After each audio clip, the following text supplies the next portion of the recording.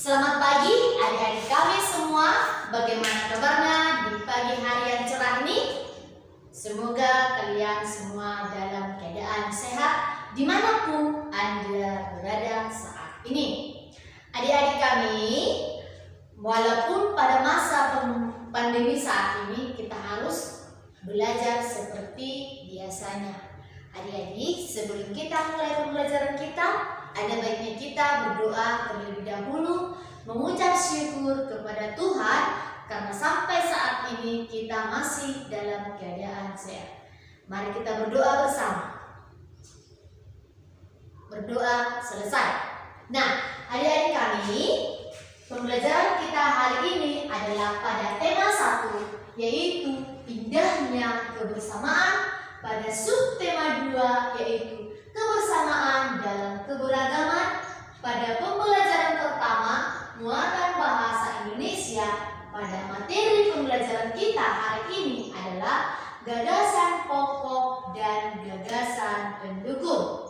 Nah, adapun tujuan pembelajaran kita yang akan kita capai pada hari ini adalah pertama, setelah membaca teks bekerja sama dalam keberagaman, peserta didik atau kalian mampu mengidentifikasi gagasan pokok dan gagasan pendukung setiap paragraf dari teks tulis mandiri.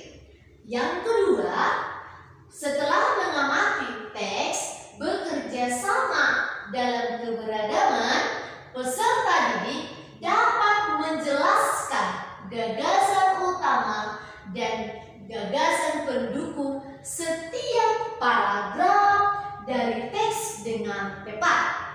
Yang ketiga, setelah membaca bekerja sama dalam keberagaman, peserta didik mampu menuliskan gagasan pokok dan gagasan pendukung setiap paragraf dari teks tertulis dengan benar.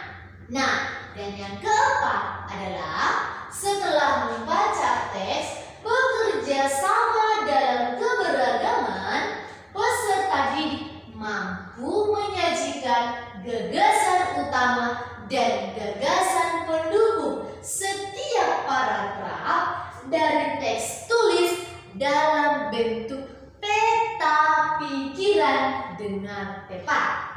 Nah, adik-adik kami, kita perhatikan materi kita, yaitu paragraf, di mana paragraf itu merupakan suatu rangkaian kalimat yang memiliki suatu gagasan pokok. Nah, paragraf itu terdiri dari 2 gagasan, yaitu gagasan pokok dan gagasan pendukung. Adik-adik, paragraf juga ada 3 bagian, yaitu paragraf induktif, paragraf deduktif, dan paragraf campuran. Sekarang kita masuk kepada materi kita yang kita bahas hari ini, yaitu gagasan pokok dan gagasan pendukung. Nah, apa sih sebenarnya gagasan pokok itu? Apa sih sebenarnya gagasan pendukung itu? Mari kita lihat bersama. Gagasan pokok adalah gagasan atau inti utama dari sebuah paragraf yang kemudian dikembangkan menjadi paragraf utuh.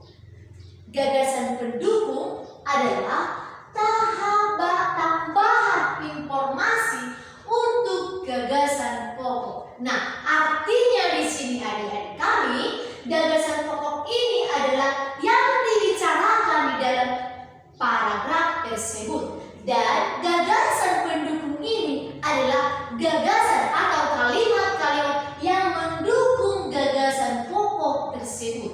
Nah, gagasan pokok bisa kita jumpai di awal kalimat, di awal paragraf, di tengah paragraf, dan di akhir paragraf. Nah, gagasan pokok juga dalam satu paragraf hanya 1. Jadi yang banyak itu gagasan pendukungnya. Artinya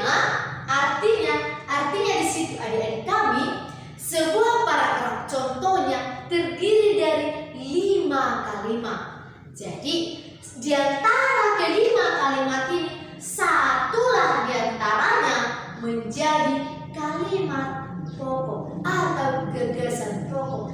Yang 4 lainnya adalah gagasan pendukung.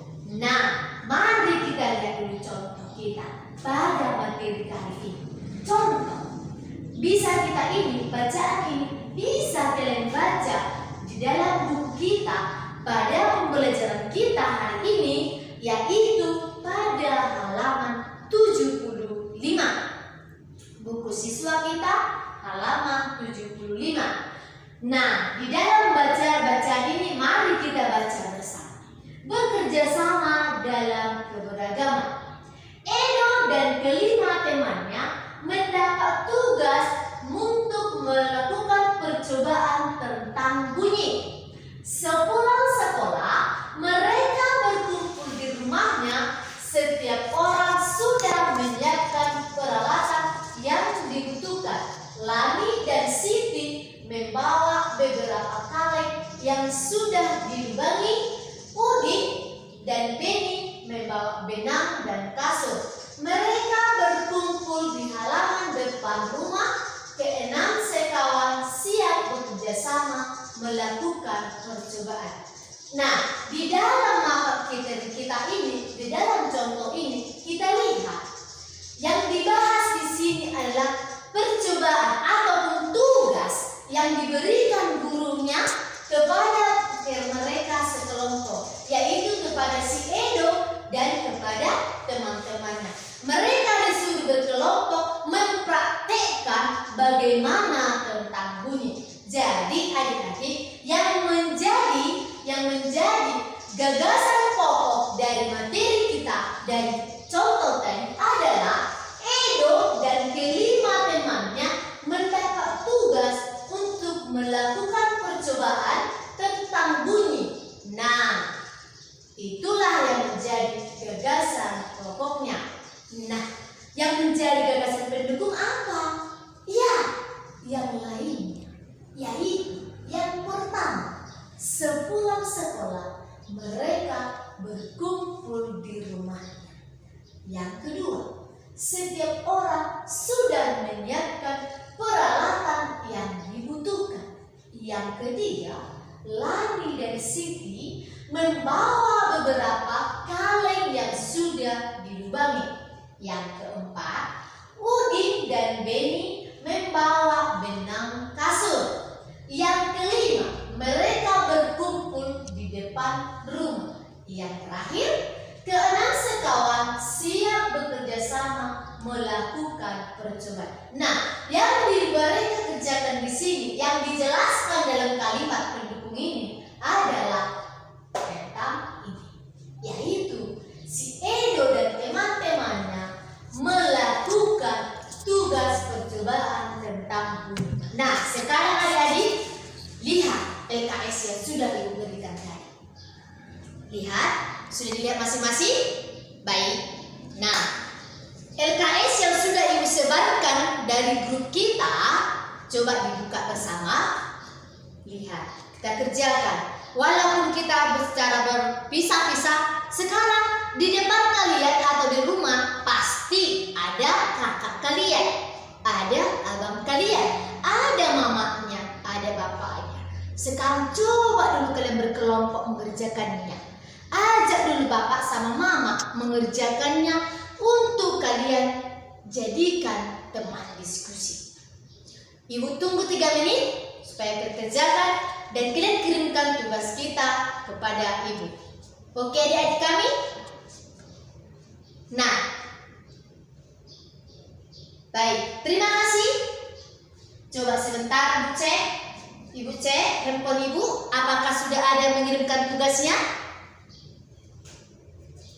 Oh, bagus, sudah banyak yang mengirimkan tugas kita. Oke, baiklah. Baik, sebenarnya kalian sudah mengerti dan ada beberapa teman kita yang sudah mulai senang sekali mengerjakan tugasnya. Baik, kalian sudah mengerjakan tugasnya, mengajak ibu bapaknya, itulah yang paling baik. Oke adik-adik? Nah, yang ibu minta, bagaimana tugas kita?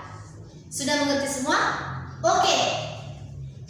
Baiklah, untuk hari ini pembelajaran kita cukupkan. Kita buatkan dulu sebenarnya apa yang menjadi kesimpulan dari pembelajaran kita di hari ini, yaitu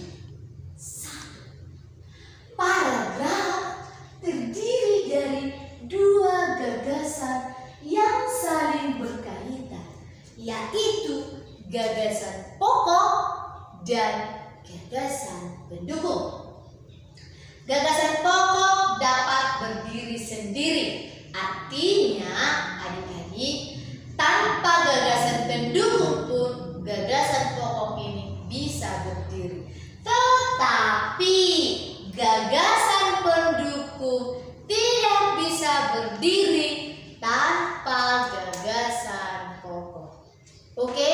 Nah, yang menjadi tugas kalian di rumah, selain tugas yang sudah ibu sebarkan dari LKS, karena tugas LKS-nya sudah kalian kumpulkan, yang menjadi tugas kalian untuk kalian kumpulkan besok kepada ibu adalah, nah, bisa lebih rinci kalian lihat di halaman 76, yaitu paragraf kedua dan paragraf ketiga dari materi pembelajaran kita yang mengenai bekerja sama dalam keberagaman. Nah, tuliskanlah gagasan pokok dan gagasan pendukung dari kedua paragraf tersebut.